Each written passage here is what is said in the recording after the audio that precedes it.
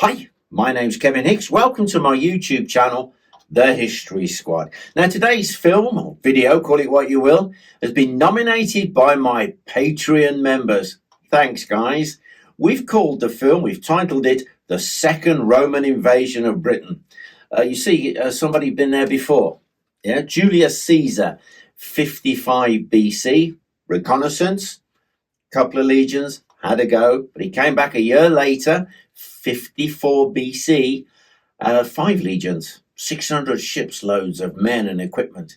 And he fought the Britons, those Celtic tribes, all the way into Middlesex, so I understand. Now, the reason he was there was not to conquer Britain. His reason was to have a go, a preemptive strike. You see, he was fighting in Gaul, modern-day France. He was having a problem, though. The Britons were sending reinforcements and supplies across the channel to their brother Celts. So he came over and he gave them a bit of a good hiding. But today's film is all about the second Roman invasion of Britain, AD 43, Claudius, Emperor Claudius. It's his invasion. But I'll let you into a secret. He didn't actually invade. But let's have a look at what happened. So, the second invasion of Britain by the Romans, Claudius's invasion. But hey, what about the Brits? The Britons. You got Togodumnus and Caraticus, part of the Catuvellauni tribe. They basically ruled the south of England. These guys were warriors. Their people were warriors. Some of the things I've been reading about them, my ancestors, by the way, they enjoyed a good fight. And I can understand that for sure. Now, the Romans, they're going to land at Richborough, down in the Kent coast. Nice sloping beach. They're going to raise a little bit of a fort there. There's going to be no opposition. Now, they had 900 ships, 40,000 plus troops, equipment, auxiliaries, cavalry. It's going to take some doing. They sail from Boulogne in 3 waves, but there'd been a problem before then. The legions were terrified, absolutely terrified of sailing across Oceania. It must have been horrendous for them, the fear. But they were talked around and they fell in line and the operation went ahead. But this was a problem for the Celts, for the Britons. They had information that the legions had mutinied. So many of their men who'd been standing by ready for an invasion since spring simply had to go home, back to their farms. They needed to resupply. Then the news arrived because they would have had lookouts on the white cliffs of Dover there. They would have seen these ships, hundreds of these ships. So now, Togodumnus, he's got to put his plans into action. And this is brilliant. They had riders on fast horses. They had a system. So the horses went, the messages went out, they are gathering their forces. When the Romans have landed, they organize themselves. They will go towards London. They will take several different routes, but keeping to the high ground with the River Thames or the Thames estuary on their right. That means they can't be outflanked from that side. There was some attempts by the Britons to delay the Romans, but the Roman force had actually put in front of it a screen of auxiliary cavalry. You've got to understand these 4 legions that are now in Britain. Legion 9, Hispania, 14, Gemina. The 2nd Legion, Augustus, my favorite, and the 20th, Valera. These legions were tough, well-disciplined, incredible fighters. Now, their overall commander, Plautius, is a Senate member and a very good general. Galba, Geta, Vespasian, those were the other generals. So this is quite a force. But there's a specialist unit in amongst these. They fight with the 14th Legion. This is the Batavians. Now, I didn't know about this, and it's fantastic. Every day is a school day, isn't it? These guys were trained with the Navy to swim across estuaries, rivers, fully armored, fully loaded up, but with their horses. Now, I know the legions can get across water. I know they can wade. I know they can put their kit on top of their scuten, their shields, and float stuff across in front of them. Pretty much like you see the British Royal Marine Commandos. You'll see them in the jungle with their machine guns on top of their packs going across a river. It's the same kind of thing. So the Romans had special forces. And as they approached London, pushing these Celts, these Britons, away from them, they're going to come across the wide river Medway. And it is an obstacle because on the other side, you have 150,000 Briton warriors waiting for them. And so it came to the Battle of Medway, 1st of June, AD 43, probably the second most important battle in the entire history of Britain. The other one being the Battle of Hastings, 1066, but that's for another day. So I haven't got thousands of Roman soldiers, 28 mil, and I've got no Celts whatsoever. What I do have is a lone Roman auxiliary sat on his horse from my collection, gifted to me by my dad. So I thought I'd put him on display and he can earn his money. What I have done is I've made a plan of the battle and I'm going to put it together for you now and let's see what happens. So, I hope you like my model. It's amazing what you can do if you have some card, a computer, a good printer, then complete with toothpicks. We have a Celtic Briton army and legions of the Roman army. So 1st of June, AD 43. It's the battle for the Medway. So the Celts completely cover the other side of the Medway. From what I understand, 150,000 warriors. Wow. Now the legions, 45,000 men. So how does it all unfold? Well, the Brits have got their chariots, their war chariots here. What a weapon. These are fast moving with a warrior on the back who's got javelins and the like. Their army is led by Togodumnus and Caraticus.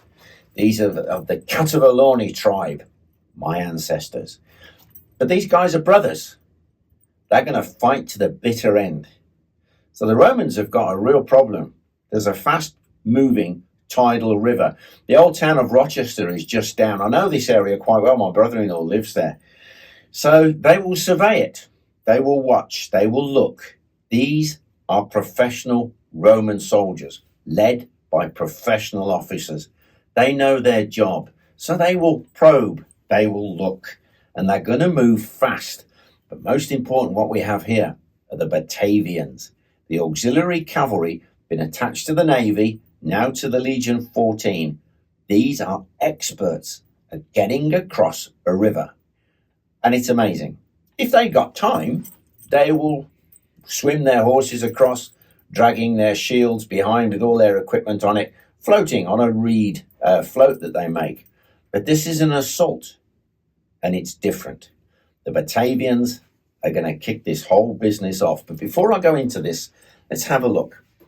You've got auxiliary cavalry, both on the right and the left flanks. So if all of a sudden the Britons came across the river, their flanks are actually protected. Yeah. Now here we have Legion 9, Hispana. Next to the Batavians, then you have headquarters under Plautius. Then you got Legion 14. Now Gemina or Gemini. Then you have 2nd Legion Augusta with Vespasian. And then 20th Legion Valeria. 20th Legion are the weakest, so they're down on the left flank there. Yeah, they're pretty well protected. We've got war elephants here because there were 4 elephants involved in the invasion of Britain with Claudius, but actually they weren't there. They're going to come a bit later. It's for show. But can you imagine, though, being a Celt and seeing an elephant coming over the horizon with blokes on the back who could shoot you? It would be terrifying. But at this stage, I don't think they're here. And there's an interesting thing about it. They never went back to Rome, so I understand. Where are they? Deepest, darkest Kent, is there an elephant graveyard? Well, let's see what happens. Batavians literally assault the river as fast as they can, and they break through the Celtic line. They swing through and then left and attack the chariots. They hamstring the horses.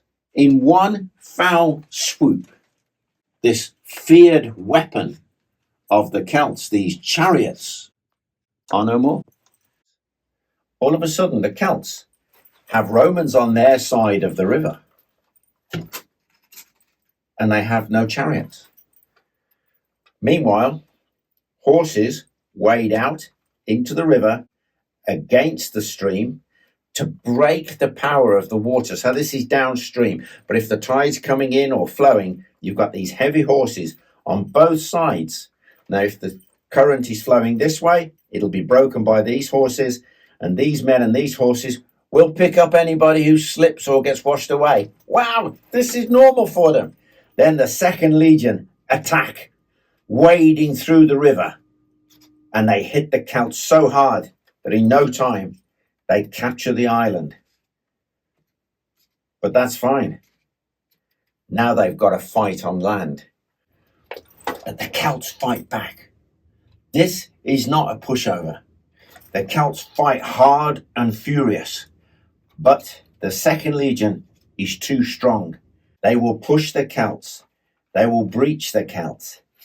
But it will take them all day, hard fighting. At the end of the day, they have to hold their ground till the next day. And what happens the next day is quite something. The 14th Legion simply follow through. Now there is a fight for the mainland. Now I thought at first, why don't they do a second crossing? But I've learned something. Every day's a school day, isn't it? As they mount their major attacks and swing to the right and to the left, they allow the Celts to run. But the Celts themselves, they make a stand on a bit of high ground. Togodumnus, he makes a stand against the Roman legions. No chariots. Men behind him, they don't stand a chance because the Romans send out their cavalry, push them away. What happens next? As the Celts make their final stand, Togodumnus is killed. His brother Caraticus is allowed to escape. And I kind of asked the reason, why are they going to let him escape? Well, it's quite straightforward. Once Togodumnus and all of his men on the hill are killed, the Romans can bring their entire legions over, but then they can send their cavalry after the fleeing Celts, and they can kill as many as possible. This is part of their tactics. I didn't realize this. Why encounter all of those 150,000 men in one major battle?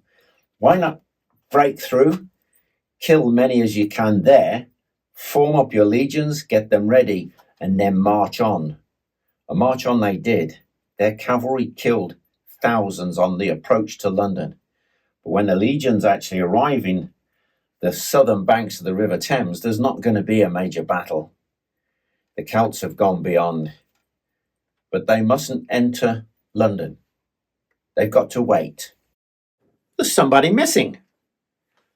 The Emperor, Claudius, Emperor of Rome. He's not here. He's standing by, though. He's going to sail across with his 4 war elephants, and he is going to make his triumphant entrance into London. This is his big deal. And it was. It made him for sure. As for Caraticus, he fought on for years. What a guy. He was eventually captured up in Wales. and taken to Rome, where he was presented to Claudius, Emperor of Rome, who forgave him. He was pardoned. And do you know what? He finished his days, Caraticus, living quietly in Rome. And that's the whole business of this. But what it begins is 400 years of conquest and of occupation. But the rest of it is another story.